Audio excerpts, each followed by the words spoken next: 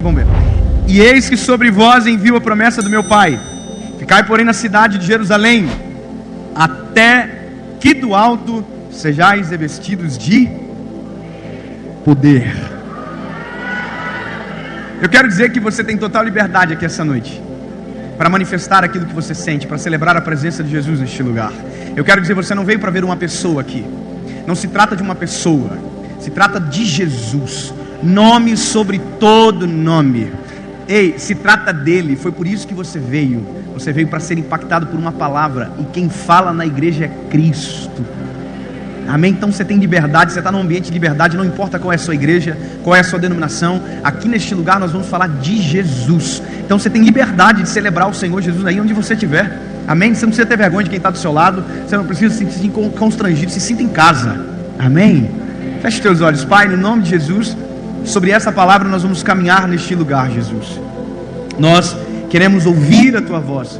Nós queremos saber aquilo que o Senhor tem preparado para nós, para os nossos corações, Jesus. A Tua palavra é a que nos mantém de pé. A Tua palavra nos dá vida. A Tua palavra nos transforma. A Tua palavra nos liberta. A Tua palavra nos completa. A Tua palavra nos fortalece. A Tua palavra, Senhor Jesus, muda o nosso interior. A Tua palavra muda a nossa mente. A Tua palavra cura a nossa alma. A Tua palavra cura nosso espírito. A Tua palavra é poderosa, Jesus. A Tua palavra é maravilhosa, Senhor. Não há nada que se compare à Tua palavra. Jesus, nós só estamos aqui por conta de Ti, da Tua palavra, Jesus. Fala conosco essa noite. Transforma o nosso coração duro, Senhor. Derrama sobre nós do Teu Espírito Santo. Derrama sobre nós da Tua presença. Em nome de Jesus. Amém. Glória a Deus. Meu lindo, há uma palavra sobre nós aqui essa noite. Há um texto que nós vamos caminhar por ele durante o tempo que for necessário. Mas olha, eu quero que você preste muita atenção aonde nós vamos caminhar e de que maneira nós vamos caminhar aqui neste lugar. Nós acabamos de ler um texto onde basicamente é uma das últimas interações entre Jesus e os seus discípulos. Ou seja, é um ambiente de despedida. É um ambiente de tchau. Jesus tinha morrido na cruz do Calvário. Jesus tinha ressuscitado. Obrigado, irmã, pelo apoio. Jesus tinha ressuscitado, aleluia. E agora Jesus estava dando as últimas instruções após a sua ida, a sua ressurreição e agora a sua ida. Então, tudo aquilo que Jesus está falando nesses períodos são extremamente importantes, porque irão desencadear o futuro da igreja, o futuro dos discípulos, o futuro que nós hoje desfrutamos. Ou seja, Jesus basicamente está dando tchau para os discípulos, fazendo uma promessa extraordinária para eles. E a promessa de Jesus é: eu vou derramar poder sobre vocês. Aleluia! E eu fico olhando uma parada como essa, uma realidade dessa, aonde Jesus está prometendo derramar poder. E eu fico pensando, Jesus, tem que ter um motivo, tem que ter um porquê, tem que ter um pra quê. E aí Jesus continua nessa promessa dizendo: mas vocês precisam ficar em Jerusalém, porque esse poder será derramado sobre vocês se vocês estiverem esperando no lugar certo. Ou seja, eu já começo a entender uma coisa, e isso para mim é a Bíblia, isso é a palavra. Primeiro, toda promessa que Jesus faz, sempre existe uma necessidade de uma contrapartida do ser humano. Você não paga por, mas você precisa se adequar à promessa. Você precisa se adequar àquilo que Jesus vai derramar sobre você. A primeira coisa que eu quero que você entenda é que é impossível você viver uma promessa de Jesus longe da vontade dele. É impossível você viver um plano perfeito do Senhor longe da perfeita vontade dele, ou tentando viver da sua forma, mas buscando para si aquilo que Jesus tem para você. Não tem como viver assim. Ou você vive aquilo que Cristo tem para você, ou você vive o fruto das suas próprias escolhas, das suas próprias decisões. Então eu acho extraordinário o que Jesus está dizendo para eles: ei, ficai em Jerusalém. Sabe o que é isso? O único lugar no mundo que eles não iam querer ficar após Jesus ir embora era Jerusalém. Jerusalém foi aonde eles viram do Monte das Oliveiras, aonde Jesus entrou montado em um jumento, mas depois aonde Jesus entrou e foi julgado. exatamente o lugar onde Jesus foi crucificado, exatamente onde toda a perseguição do ministério de Jesus aconteceu, aonde Jesus andava, aonde Jesus pregava, sempre tinha pessoas dizendo: nós vamos condenar esse homem, nós vamos pegar esse homem no contrapé, a gente vai arrebentar com o ministério dele. Ou seja, eles não queriam aquele lugar. E Jesus está dizendo: exatamente no lugar da adversidade, exatamente onde vocês mais sofreram, eu vou derramar poder sobre vocês. Eu vou derramar poder sobre vocês. Eu vou derramar poder sobre vocês. Agora, a parada é o seguinte: você já viu Jesus prometer algo e não cumprir?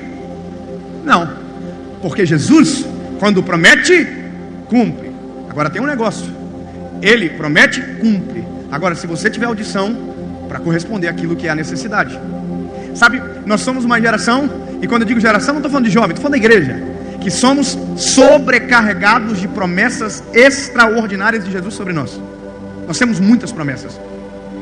Nós temos promessas sobre nós que nós não vivemos e que está desde aqui, desde a palavra, vindo de geração em geração, perdurando sobre nós e que estão disponíveis para que sejam acessadas, e nós não acessamos porque os princípios que nos fazem adquirir ou alcançar essas promessas não são correspondidos. Então, quando eu olho para a minha geração, às vezes eu entendo que nós estamos um pouco perdidos no porquê e para que Jesus coloca coisas tão poderosas na mão de gente tão difícil de lidar como nós. Quer ver? Quando Jesus derrama sobre eles essa promessa, antes do próprio teor da promessa, eu preciso entender que tem um porquê e um para quê daquilo que Jesus está fazendo. Para pensar, qual é o sentido de Jesus derramar poder sobre um ser humano? Qual é o sentido de Jesus pegar alguém frágil, emocionalmente complicado e derramar poder, ou seja, pegar ele e dar ainda mais autoridade para ele? Qual é o sentido disso? A gente tem que tentar entender o porquê que Jesus está fazendo isso. E o primeiro porquê que eu entendo é que quando Jesus derrama algo sobre alguém, na verdade Jesus não está derramando algo sobre ele, Jesus está derramando algo sobre a geração dele. Porque nós não somos um fim da promessa, nós não somos um fim daquilo que recebemos, nós somos um meio para que mais pessoas sejam alcançadas. Sabe, aleluia, eu vou melhorar, eu prometo que vai ficar mais fácil de entender. Escuta, quando Jesus levantou alguém, eu posso contar um pouquinho de mim. Quando Jesus levantou, quando Jesus me deu a palavra, quando Jesus liberou sobre mim, o fim não fui eu, o fim era você. Porque Jesus não levanta alguém, Jesus não empodera alguém para que esse alguém fique famoso, Jesus não empodera alguém para que esse alguém seja bonito, reconhecido. Não. Tudo que Jesus faz glorifica o nome dele. Tudo que Jesus faz exalta o nome dele. Tudo que Jesus faz alcança pessoas, nunca acaba em quem recebe. Por isso que eu amo quando eu olho na internet e vejo compartilhamento. Porque você está dizendo: ei, não acabou em mim, passei para mais alguém. Não acabou em mim, passei para mais alguém. Não acabou em mim, passou para mais alguém. Porque tudo aquilo que é maravilhoso não foi feito para ficar com a gente. Eu não sei como que você foi quando começou a namorar, ou se Jesus ainda não deu esse privilégio para você, coitado. Mas quando eu comecei a namorar, irmão, eu descobri a coisa mais louca do mundo. Eu casei com a minha namorada, minha primeira namorada. Eu namorei uma vez, foi de sniper. Pá! Acertei. Irmão, eu comprei uma aliança de namoro que era metade do dedo, assim, ó. Eu não era nem crente na época, mas se pudesse dar aleluia, eu só ia dar com a mão da aliança. Aqui, ó, aleluia. Eu puxava assunto, o pastor Gilmar, para dizer que eu estava namorando. A pessoa estava conversando e dizia assim: vocês vão jantar? Vamos. E pode ir quem está namorando? Porque eu descobri algo maravilhoso, eu queria contar para todo mundo. Irmão, a mesma coisa é quando nós recebemos do Senhor algo extraordinário. A gente tem vontade de proclamar os 7 ventos. A gente tem vontade de falar para todo mundo. A gente tem vontade de compartilhar. A gente tem vontade de fazer todo mundo olhar para isso e dizer: ei, olha como é maravilhoso. Sabe o que é isso? Tudo aquilo que Jesus derrama sobre você não transformou você em um poço, transformou você em um rio. As águas correm. As águas correm. As águas não ficam paradas, elas correm.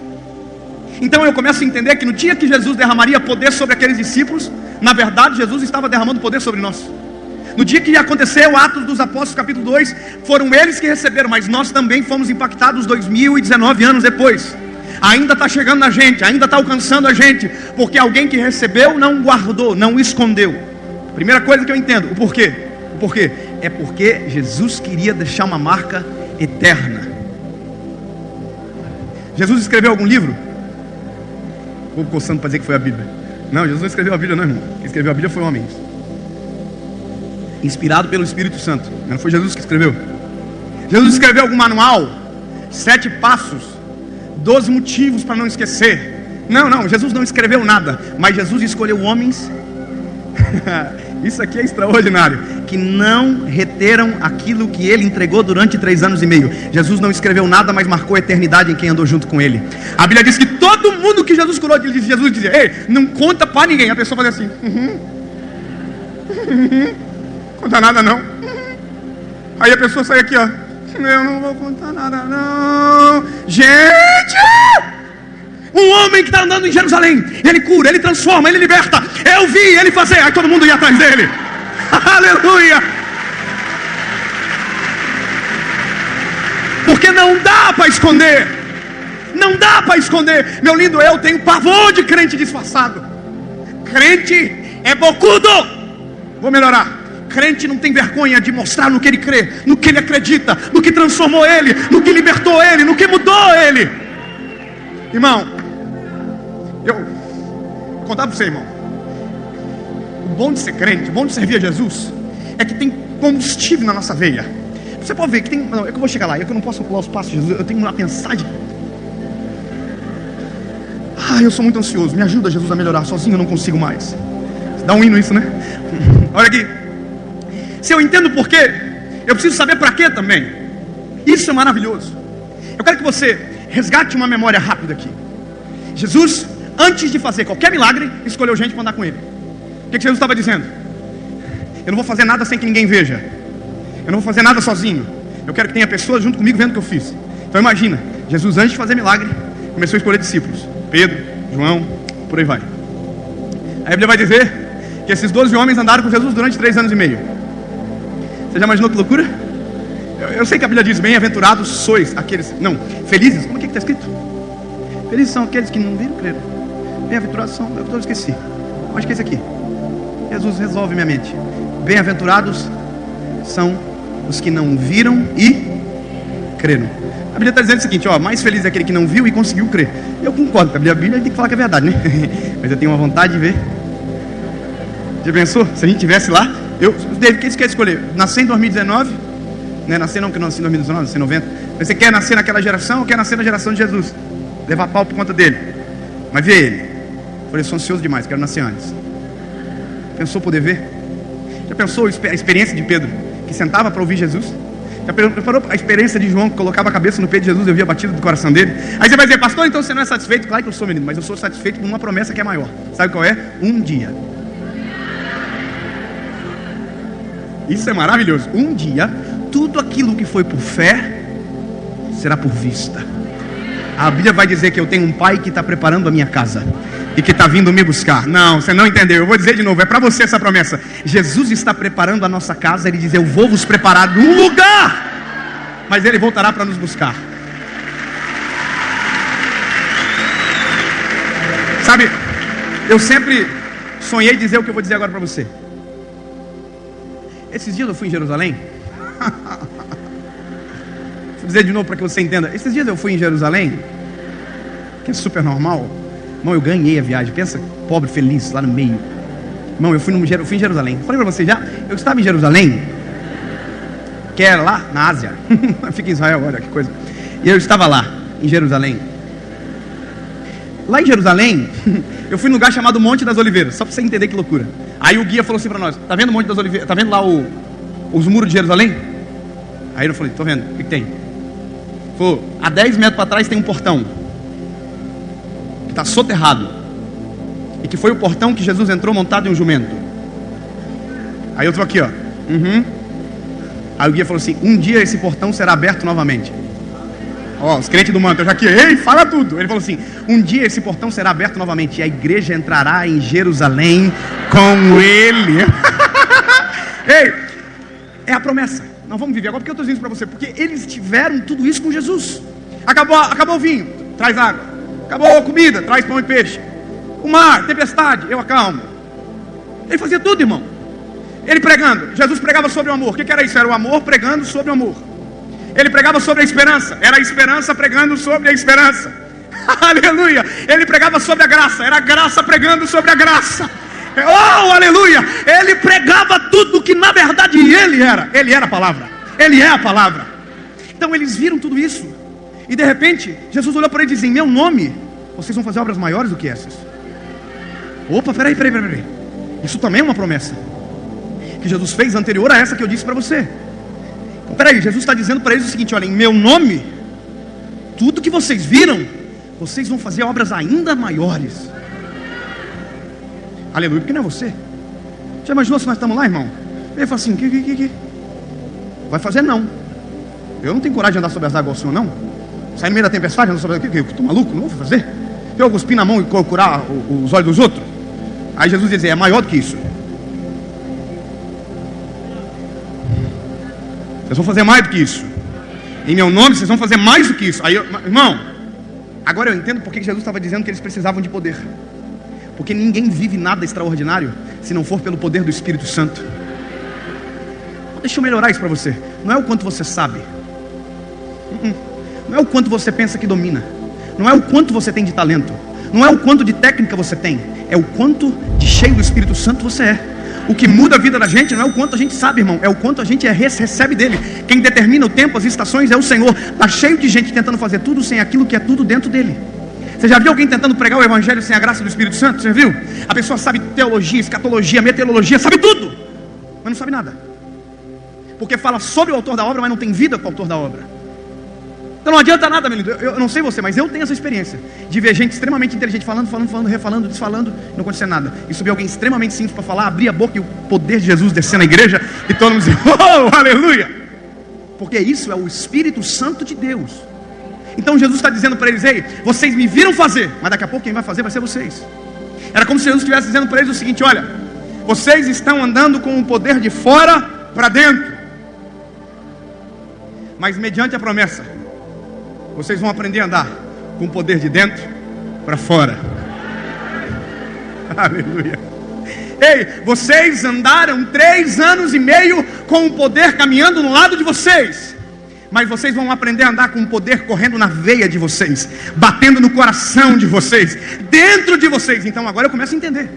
Quando Jesus está dizendo que vai descer poder sobre os discípulos, Ele está dizendo, ei meus lindos, é porque o que eu preciso que vocês façam na geração de vocês vai precisar mais do que história bonita para contar, vai precisar mais do que testemunho bonito para contar. Vocês vão ter que ter poder de dentro para fora para poder viver aquilo que eu estou prometendo que vocês vivam. Então agora eu entendo. Bom, já está fácil de entender. Jesus está querendo que eles fiquem em Jerusalém para que recebam poder e para que comece uma grande obra, para que comece um grande chamado. E aqui o negócio vai pegar, porque Atos capítulo 1 versículo 8 diz exatamente isso. Vocês receberão poder do alto e serão as minhas testemunhas em Jerusalém, Judeia, Samaria e até os confins da terra. Espera aí, irmão. Não, há um problema aqui. Está aqui o problema, ó. Mas recebereis poder ao descer sobre vós o Espírito Santo. Ele está dizendo, o poder só acontece quando o Espírito Santo desce. E vocês serão as minhas testemunhas em Jerusalém. O que está primeiro aqui? Judeia, Samaria ou Jerusalém? Sabe o que Jesus está dizendo? Não tem como ser bênção para a casa dos outros se dentro da sua você não for abençoado. Não, você é capaz que você não pode. Jesus está dizendo, eu vou derramar poder sobre vocês para que vocês exerçam tudo aquilo que receberam dentro da casa de vocês. Sabe qual que é a maior dificuldade nossa? Entender que tudo aquilo que Jesus libera sobre nós foi feito para um primeiro destino, exatamente aonde Jesus nos plantou, exatamente aonde nós estamos inseridos. Sabe qual que é o nome da minha Jerusalém? Vou dizer para você qual que é o nome da minha Jerusalém. O nome da minha Jerusalém se chama Paula, João e Noa. Esse é o nome da minha Jerusalém. Pastor, o que isso significa? O primeiro ministério que Jesus me deu foi a minha casa. No dia que o Senhor encheu, Ele está dizendo, cuida da tua casa primeiro, meu lindo, porque não tem como ser bênção para a Judeia, não tem como ser bênção para Samaria, não tem como ir para os confins da terra se Jerusalém estiver em crise. Sabe qual é o problema? A gente quer cuidar da Judeia, da Samaria, e Jerusalém está um caos. Então a gente sai, mas não tem para onde voltar. A gente quer ser bênção para todo mundo, mas quem deveria ouvir a gente torce o nariz. Meu lindo, deixa eu te dizer, Jesus não curou você, Jesus não sarou você, Jesus não derramou poder sobre você, se não for primeiro para ser bênção para sua casa, se não for primeiro para ser bênção para sua família, se não for primeiro para ser bênção para os seus pais, se não for primeiro para ser bênção para os seus filhos. E essa é uma questão importante que Jesus estava dizendo para eles. Jesus está dizendo, eu vou derramar poder sobre vocês, mas vocês vão mostrar esse poder aonde eu fui morto. Vocês vão começar aqui dentro, vocês vão acontecer aqui dentro. Só tem que ter um cenário para isso. O cenário é debaixo de poder. Se não for pelo poder do Espírito Santo, a gente passa vergonha. Tem gente que está tentando evangelizar a família faz anos, tentando derramar uma palavra sobre a família faz tempo e nada aconteceu. Meu lindo, não é o que você fala, é o poder que você carrega, é aquilo que está dentro de você. Há uma diferença de alguém sem o Espírito Santo e de alguém com o Espírito Santo. Eu vou chegar lá já. Então, quando eu entendo isso, posto isso, eu já estou dizendo o seguinte: bom, eu já sei por quê, eu já sei para quê, e eu já sei onde vai começar. E agora, meu lindo, a Bíblia vai dizer que, como Jesus promete, Ele cumpre. Atos capítulo 2 acontece. Estavam todos reunidos no mesmo lugar, quando de repente um vento impetuoso encheu a casa onde eles estavam assentados. Todos que ali estavam foram cheios do Espírito Santo. Todos. Sabe o que é isso? Poder foi derramado sobre eles. E agora, meu lindo, nasce a expressão: homens cheios do Espírito Santo. Olha que frase: nasceram agora os homens cheios do Espírito Santo. E se eu perguntar aqui na igreja, com todo respeito, para qualquer pessoa, a gente vai ter um pouco de dificuldade de discernir, ou de dizer o que significa alguém cheio do Espírito Santo. Talvez vai haver várias opiniões. Alguém vai dizer que alguém cheio do Espírito Santo é aquele que fala em línguas. É o que faz aviãozinho na igreja. O outro vai dizer que alguém cheio do Espírito Santo é o irmão que dá glória a Deus no culto toda hora. E aí alguém vai começar: glória a Deus, glória a Deus, porque ele acha que isso é ser cheio do Espírito Santo. Outra pessoa vai dizer que ser cheio do Espírito Santo é andar em um andar de santidade que ninguém atinge ele, que ele anda num andar de superioridade assim. Tudo que eu estou falando está vindo alguém na cabeça de vocês. Vocês são um pouco murmurador, que eu sei. Ele está dizendo: conheço alguém. Já viu? Tem gente que pensa que isso é ser cheio do Espírito Santo. Ele acha que é melhor do que você. Ele fala assim: oh, pecador. Na cabeça dele, ele vive em outra atmosfera, em outro planeta. Então ele ele anda pisando nas nuvens. A voz dele é grossa, a voz dele é diferente, o jeito de orar dele é diferente. Oh, Pai. Porque nós criamos vários sinônimos de ser cheio do Espírito Santo. Mas deixa eu te dizer, menino, a gente aprende o que é ser cheio do Espírito Santo olhando para a Bíblia. E é exatamente aqui que eu começo a ter noção do que é alguém ser cheio do Espírito Santo. Só para que você entenda: ser cheio do Espírito Santo é ser cheio do Espírito Santo. Para ser cheio, eu preciso primeiro reconhecer que sou vazio e que não há nada de bom em mim. Eu sou um vaso de barro. Logo, se reconheço que sou vazio, reconheço que preciso ser cheio. E aí o Espírito Santo enche. Espírito Santo de Deus. Logo, se é o Espírito Santo de Deus, eu sou cheio de Deus. Conheço Deus a partir de Jesus. Logo, se sou cheio de Deus, sou cheio de Jesus. E o que é Jesus? Jesus é maravilhoso, conselheiro, Deus forte, Pai da eternidade, Príncipe da paz. Maravilhoso, conselheiro, Deus forte, Pai da eternidade, Príncipe da paz. Justo, amoroso, misericordioso, longânimo, tardio em irar-se. Ele é perfeito. O que é isso, pastor? Gente cheia do Espírito Santo se parece com Jesus. Se parece com Jesus? Cheio do Espírito Santo. Não se parece com Jesus, tem algum problema. E aqui, meu lindo, agora eu começo a entender que não é o que eu faço, é os meus frutos que me defendem. Então, peraí, se ser cheio do Espírito Santo então não é andar assim, não andar de santidade? Não, olha para Jesus. Pastor, você está dizendo que não é para ser santo? Não, estou dizendo que quanto mais santo você for, mais perto do pecador você fica. Mais perto dele você consegue ficar. Deu para entender? Não, vou melhorar. Quanto mais cheio do Espírito Santo você está, mais autoridade para estar perto de quem precisa você pode ficar. E sabe qual que era a maior treta dos fariseus com Jesus? Porque Jesus sentava com o publicano, Jesus sentava com o fariseu, Jesus sentava com a prostituta, Jesus conversava com todo mundo, tocava em todo mundo, e ele permanecia quem ele era, mas quem ele tocava era transformado por aquilo que ele tinha. Então as coisas começam a mudar. Não é o quanto você fala de língua estranha, é o quanto da linguagem de Jesus tem dentro de você. A Bíblia diz: não adianta falar toda a linguagem se a língua principal você não fala, língua do amor. Então tudo basicamente que nós sabemos começa a ser não desconstruído, mas consertado por essa palavra. Porque agora eu vou olhar para esses homens e vou começar a dizer: eu sei o que é ser cheio do Espírito Santo. Porque a Bíblia vai dizer que a primeira coisa que acontece quando o templo se abre e está todo mundo cheio do poder de Deus é que Pedro muda. Pedro muda. Pedro negou Jesus na frente de ninguém. Eram criadas e Pedro negou. Pedro cortou a orelha do servo do sumo sacerdote. Pedro naufragou nas águas. Pedro, foi usado por Satanás. Logo pode ser usado por Deus. Mas agora, cheio do Espírito Santo, Pedro é aquilo que Jesus prometeu para ele no início: pescador de almas. Gente cheia do Espírito Santo não está incomodando a vida de ninguém, está vivendo o propósito que Deus estabeleceu sobre a vida dele.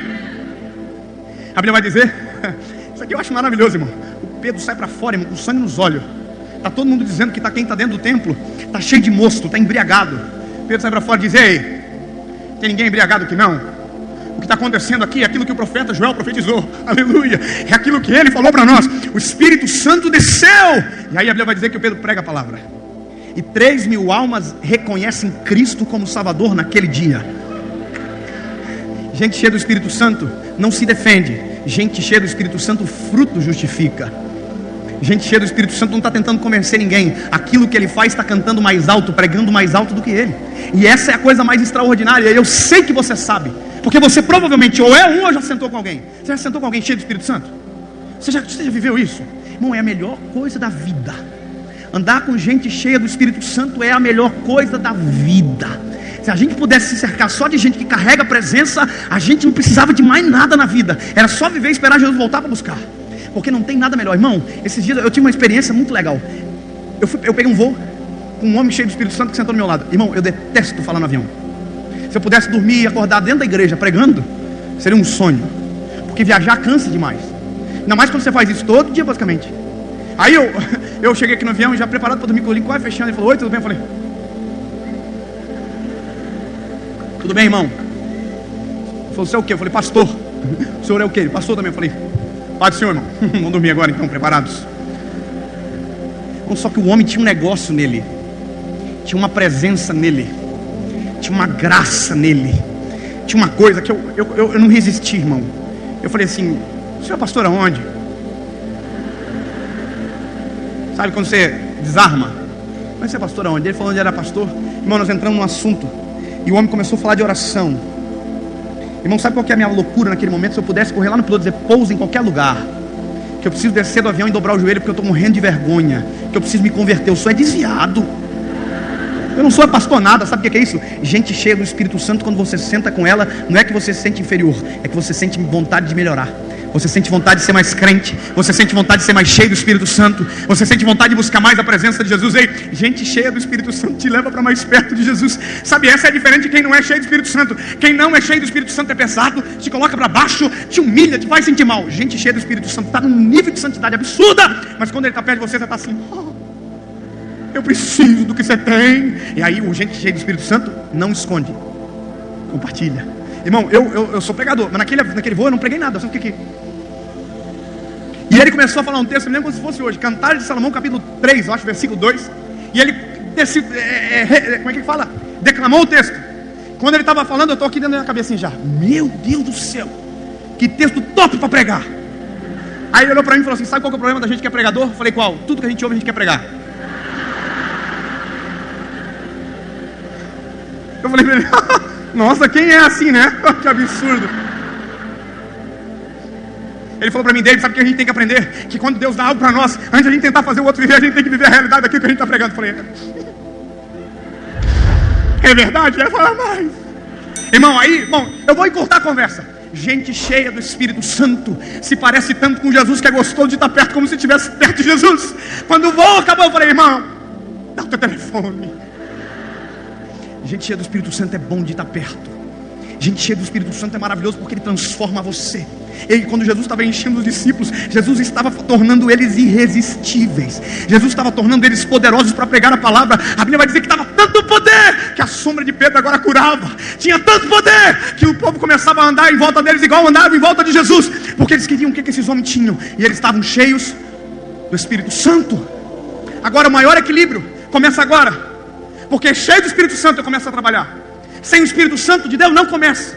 Sem ter o Espírito Santo não tenta. Tem que ter time. Agora, quando o Espírito Santo desce, é a hora que fica perigoso também.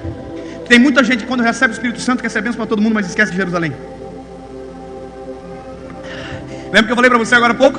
Que Jerusalém é a sua casa? Ano passado, quando de repente Jesus começou a fazer uma revolução no nosso ministério, a gente já pregava durante 7 anos, e de repente Jesus fez assim, e aí, irmão, a gente recebia pouquinho convite assim. Alguns cancelavam ainda na metade do caminho porque desistiam. E a minha esposa que trabalhava com a gente, de repente tivemos que contratar gente para trabalhar. Minha esposa amamentando o Joãozinho, e a treta pegando, irmão, e Deus soprando a gente. E aí eu comecei a desequilibrar. Olha como isso é doido. Cheio do Espírito Santo, eu comecei a desequilibrar. Porque eu não entendi que tem raios de atuação que precisam ser respeitados. E aí, irmão, eu me lembro que teve um mês que eu tinha 28 viagens e 34 ministrações.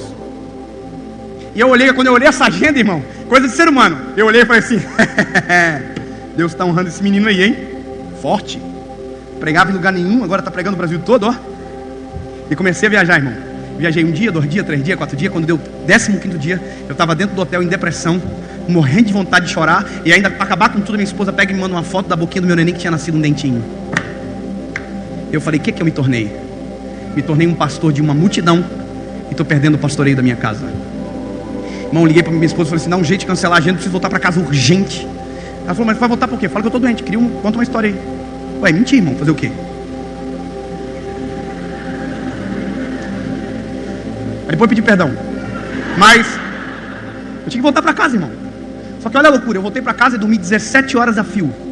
Que estava esgotado fisicamente e emocionalmente. Não tive tempo com a minha esposa, não tive tempo com meu filho e voltei a viajar. Quando eu cheguei de viagem, eu olhei para a Judeia, olhei para Samaria, olhei para os confins da terra e disse, ei, espera, que eu tenho uma Jerusalém para cuidar. Tem gente que demora para entender isso, meu lindo. Tem gente que demora para entender. Já pensou? Se eu descuido da minha casa, você já, não sei se você com certeza já viu, gente que de repente apareceu pro Brasil todo, de repente assim, cuidou de todo mundo, esqueceu de casa. E sabe, minha mãe sempre fala uma coisa, filho, toma cuidado, filho. Toma cuidado com exposição, toma cuidado. Cuida com a tua vida de oração. Minha mãe é muito preocupada com essa parada, irmão. Ela fala, cuida. E eu, por conta dela, eu criei um temor tão grande, irmão. Porque ela dizia uma coisa para mim desde quando eu era criança. Ela dizia assim, filho, se você cometer alguma coisa, Jesus perdoa você, mas o homem nunca esquece. Sabe, se eu não cuido da minha Jerusalém, eu fico vulnerável na Judeia. Se eu não cuido de Jerusalém, eu fico vulnerável em Samaria. É aí que tem muito homem que perde a cabeça, que perde a esposa, perde ministério, sobe para a cabeça aquilo que tinha que estar no joelho. E aí, meu lindo, muita gente se perde porque não soube equilibrar. Eu vou te dizer uma coisa, meu lindo, eu fiquei tão ficcionado nesse negócio de cuidar de Jerusalém para poder ter capacidade de ir em outros lugares, que eu criei tanta barreira para tanta coisa que hoje eu me defendo no automático. Você nunca vai me ver sem que em uma mensagem, pelo menos eu não falo que eu sou casado e tenho filhos. Por que isso, pastor? Estou mostrando a minha Jerusalém, para que eu tenha credibilidade na Judeia, na Samaria e nos confins da terra. Não faz sentido, pastor? Faz. Quando eu falo que eu sou casado, qualquer espírito de Jezabel faz assim, ó.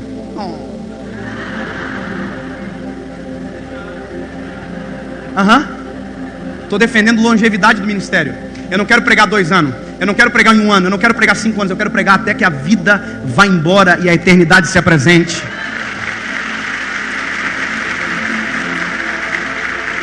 Isso é Jerusalém equilibrada.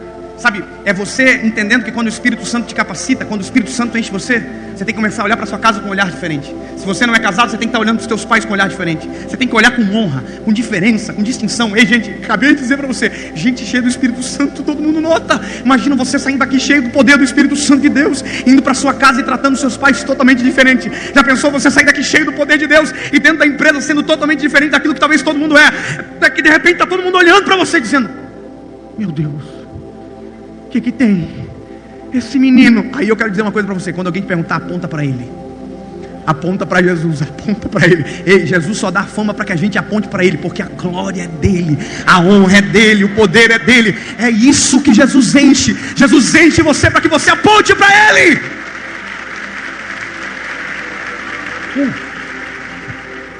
E a loucura continua. Preciso terminar. Eu tenho só mais 2 horas de palavra. 1 hora. meia hora, 10 minutos, vamos terminar. Aqui, ó. Jesus, obrigado pela palavra de hoje. Tô brincando, Jesus, vou continuar mais um pouquinho. Olha aqui. A palavra continua. E eu vou dar a última evidência de alguém cheio do Espírito Santo e eu oro por você. E isso aqui é maravilhoso. Atos capítulo 2, a Bíblia diz que eles são batizados no Espírito Santo, são cheios do poder de Deus. Pedro prega e ganha alma para Jesus, certo? Agora você já leu Atos capítulo 3? Atos capítulo 3 é a continuação da maior conferência da história.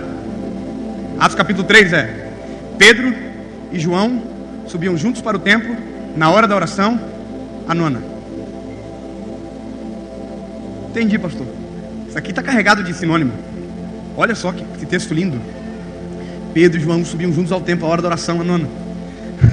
Só para você entender. Pedro, água. João, vinho. Um diferente do outro. O que é que eles são? Um diferente do outro. Mas olha o que está escrito aqui. Pedro e João. É só Pedro? É só João? É Pedro e João. Então eles estão juntos, né? E eles são diferentes, não são? Gente cheia do Espírito Santo consegue andar com gente diferente dele. Não, eu vou falar para você uma parada, irmão. Isso aqui tem que entrar. Você já viu gente que chega na igreja e fala assim: não gostei desse lugar. todo mundo muito diferente de mim. Já viu gente que chega na igreja e diz assim: ai, que o povo é tão estranho, né? Nossa, o povo aqui é meio, parece que peca. Oh my God. Ô lindo! Quanto mais cheio do Espírito Santo você é, mais habilidade e capacidade para andar com pessoas diferentes de você.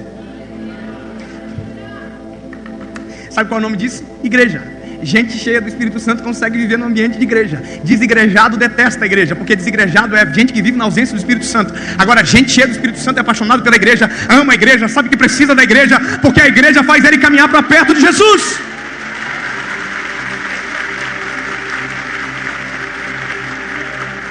Você não achou que eu ia vir numa igreja para pregar para você sair da igreja, não, né? A igreja é importante. Pega na mão de quem está perto de você. Só vou fazer isso agora, prometo. Olha na baga dos olhinhos dele e diz: ei, sozinho eu consigo. Agora fala para ele: mas junto a gente vai mais longe.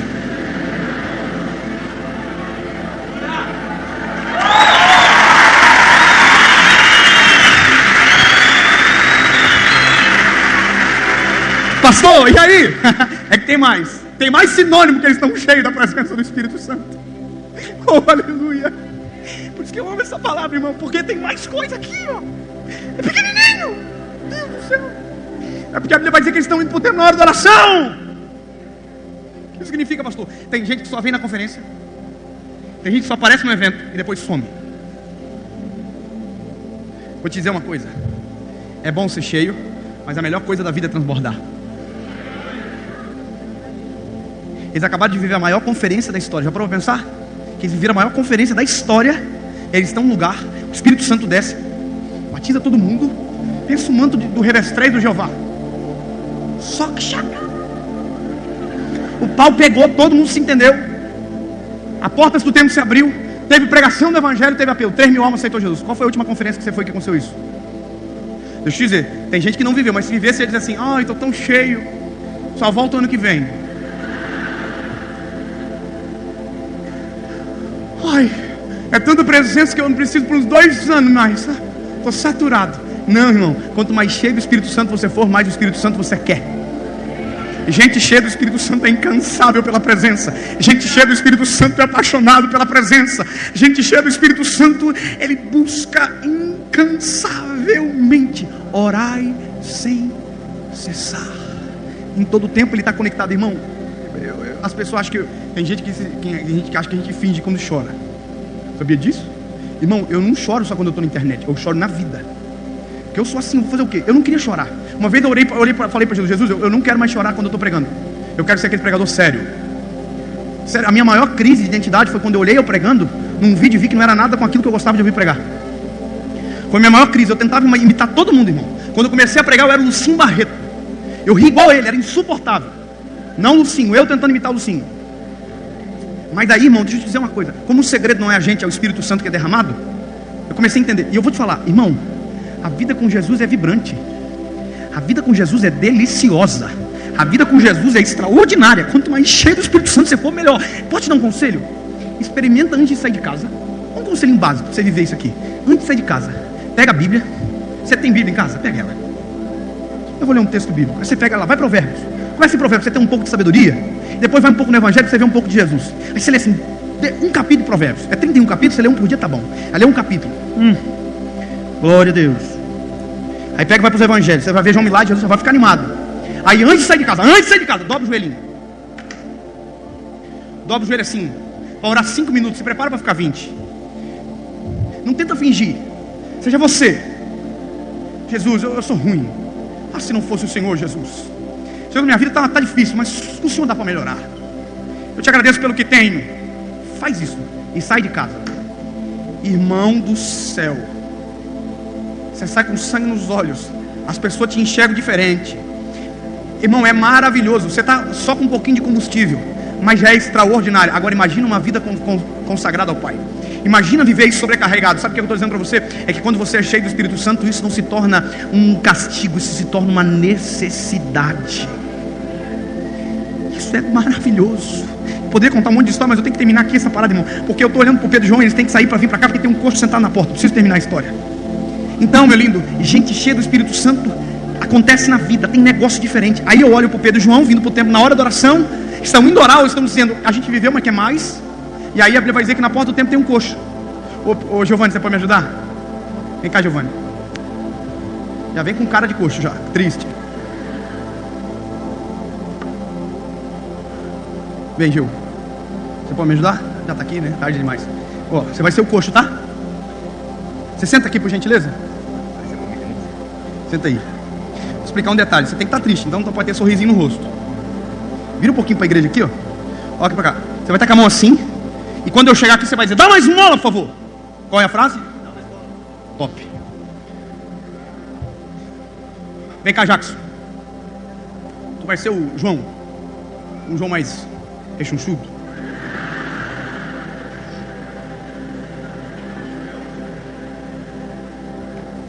João, sou o Pedro, tá? Nós somos diferentes um do outro. Mas por que a gente tá junto? Porque a gente tá cheio do Espírito Santo. Tem duas coisas que unem pessoas: propósito e a presença. Deixa eu te dizer um negócio. Tá cheio do Espírito Santo, ele não anda normal. Eu fico pensando, você já imaginou que eles acabaram de receber o batismo do Espírito Santo? Eles acabaram de... O Espírito Santo não é um vento, não é uma língua estranha, é um amigo. Eles acabaram de conhecer o amigo da vida deles. Eles não podem estar normal. Irmão, eu me lembro que quando eu aceitei Jesus, eu tinha 19 anos. Antes disso, eu estudava à noite no colégio e passava um crente que dá raiva. Já viu o crente que dá raiva? Passava por de bicicleta, indo orar. E ele passava cantando: caminhando eu vou para Canaã. Se você não vai, não impeça a mim. Glória a Deus, caminhando eu vou para Canaã. Eu tinha uma raiva dele. Eu olhava assim, que coisa ridícula, envergonhando a igreja. Eu desviado, dizendo que um crente cheio do Espírito Santo está me envergonhando a igreja. Para ver como o diabo deixa a gente burro. Aí, eu tive encontro com Jesus. O que eu me tornei? A cópia do irmão Neri. O dia que eu voltei para Jesus, a pessoa que eu mais queria ver na vida era o irmão Neri para ir no monte orar. Irmão, eu cacei o irmão Neri, não encontrei. O dia que eu encontrei, eu falei: eu quero orar no monte contigo. Fiz campanha de oração no monte. Eu virei o irmão Neri na vida. Só que um dia o Espírito Santo tem memória. Eu estou descendo do monte, no manto, no meio da rua, indo para casa. O Neri cantava, eu estava no manto no meio da rua. Irmão, o Espírito Santo falou para mim assim na hora: lembra do Neri? Eu falei: lembro. Ele falou: você está fazendo pior do que ele. Eu falei: verdade. Mas vale a pena passar vergonha. Vale a pena passar por chorão. Vai ter fruto que defende. Vale a pena viver por Jesus. Ô João, vamos pro templo. É o aviãozinho. Ó, vou fazer de novo. Ô coxo, um pouco mais de vontade assim de ganhar uma esmola. Pastor, não quebrou, tá? Aqui, para nós. Quando nós estiver aqui, você dá uma esmola, por favor. Eles nunca mais vão esquecer dessa mensagem. E é isso que não pode acontecer, esquecer mesmo. Pedro, João. Dá uma esmola, por favor. Ó, é revoltado um pouco, mas aqui. Mão, um monte de coxo. A Bíblia diz que nós paramos. Isso aqui tudo a partir de agora é mensagem. A Bíblia vai dizer que o Pedro e o João pararam. O que eles fizeram? Pararam. Sabe o que é isso? É só gente cheia do Espírito Santo que para ajudar alguém. Quem não é cheio do Espírito Santo dá esmola. Vou te explicar. Para dar esmola ninguém para. Para dar esmola a gente dá o que sobra. Para dar esmola a gente dá aquilo que não serve. Para dar esmola a gente dá aquilo que não faz falta. Esmola é muito mais para quem dá do que para quem recebe. Esmola é muito mais um acalento de consciência do que qualquer outra coisa. E essa é a questão. Eles pararam. Posso usar essa didática agora? Fala assim: eles pararam. Você nunca mais vai esquecer. Não. A gente parou. A Bíblia diz que o coxo baixou a cabeça e a gente parou. Ó, lembra que eu falei agora há pouco?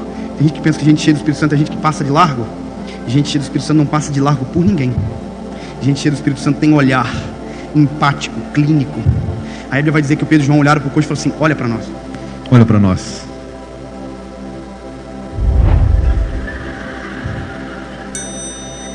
Sabe que tem mensagem aqui também, né? Você já viu que tem pessoas que não olham nos olhos? Isso significa duas coisas: ou ele se sente menor do que você, ou ele está mentindo para você. Gente que não olha nos olhos, essa é a mensagem: ou ele se sente inferior a você, ou ele está mentindo para você. Sabe por que o Pedro e João disseram? A Bíblia diz, fitando os olhos, disseram para o coxo: olha para nós. Aleluia. Eles estão sendo uma ferramenta de cura para as emoções do coxo naquela hora. Ele está dizendo aí: a gente não é melhor do que você porque está de pé. A gente não é melhor do que você porque há minutos atrás quem estava caído aí era a gente. Ah, se não fosse Jesus ter chegado na nossa história. Ai, irmão, isso aqui é delicioso demais, né? Imagina o coxo, cabecinha baixa, o Pedro e João: olha para nós. Nós não temos prata nem ouro, Confundiu a cabeça do coxo, ô João. Sabe por quê? Porque o coxo não está pedindo prata e ouro. O coxo está pedindo esmola. Olha que loucura! Quem é que está dizendo que ele quer prata e ouro? Já pensou? Alguém podia passar assim. Você tá maluco? Ele está pedindo esmola, filho. Não é prata e ouro não, bobalhão. Sabe o que é? É que gente cheia do Espírito Santo enxerga além do desejo. Vou te dizer, coxo, levanta a mão. Isso aqui é desejo. Isso aqui é necessidade. Vamos lembrar? Desejo é o que você está gritando. Necessidade é o que você está escondendo. Gente cheia do Espírito Santo ignora o desejo para atender a necessidade. Sabe o que o Pedro e João está dizendo? Nem tudo aquilo que você pensa que deseja é o que você verdadeiramente precisa. Quem dá esmola só atende desejo e financia a pobreza da vida das pessoas. Quem para e transforma, muda a vida de alguém. Só que só para quem é cheio do Espírito Santo.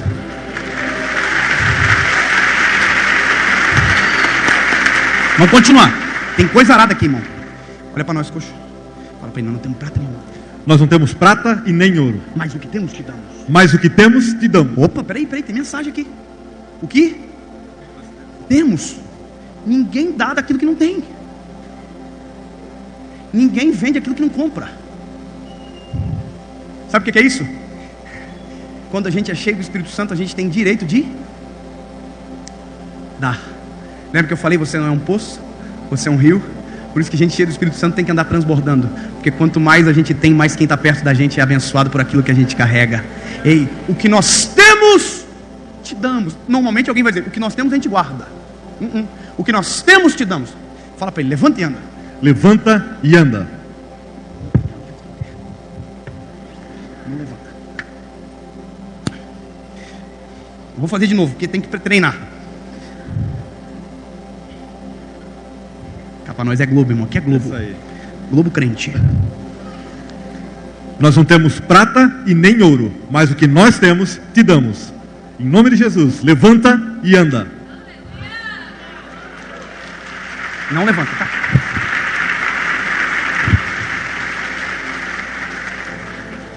Você viu que ele não levantou, né? Vamos orar pela surdez primeiro? É que às vezes é surdo além de coxo. Em nome de Jesus, ouve, levanta e anda. Vamos tentar?